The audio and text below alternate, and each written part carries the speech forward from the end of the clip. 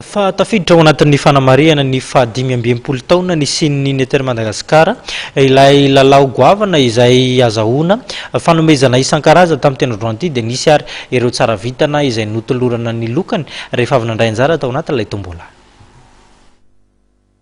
Entina namariana ny fahadimy taona ny sin'ny Neter Madagasikara dia nisy nanomboka ny 20 Mey teo ka hatramin'ny faraiky amin'ny 30 Desambra ny lalao karakarain'ity orinasa ity.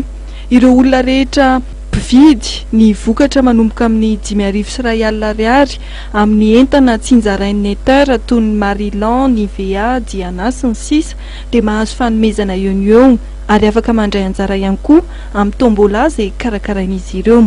Isaky ny vidy vokatra izay ampahafantarin'ny orinasa Neter tsika eny amin'ireo magasin partenaire tahaka ny Golden Rama, Jumbo Score, Itokin, China, Shiva, Tonki, Essor, Shoprite ary ny Josepha dia mahazo fanomezana eo fa ankoatran'ny fanomezana izay omenanao eo dia misy ihany koa ny fisariana izay ataontsika.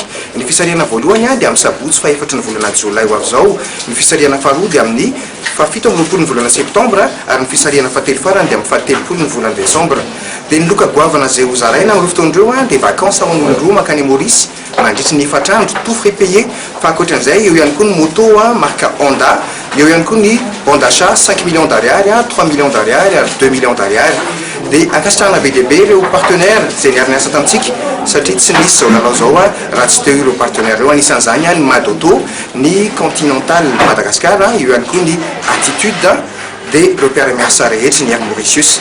Dia manentana antsika rehetra mba hanjifa ireo vokatra izay ampahafantarin'ny Neter Madagascar. Anisan'izany ny Nivea, eo ihany koa ny Marilan sy ny Diana. Fa mbola maro be ny vokatra eny amin'ireo toerana izay voalazako teo dia misy ny animatrice mandray antsika fa anisany akaiky indrindra izao ary azontsika tsidihana ny stand Marilan eny Analakely, eny Antaninarenina, ireo amin'ny Gare Soarano. Isaky ny vidy vokatra ianao dia afaka amin'ny lalao. Faly tokoa ireo nahazo fanomezana androany ka nanentana ireo namany hafa mba handray anjara ka hazo fanomezana tahaka azy ireo koa. Dia manentana antsika rehetra mba hividy ny vokatry ny Marilan ato amin'ny teny Madagasikara. Mahafinaritra ny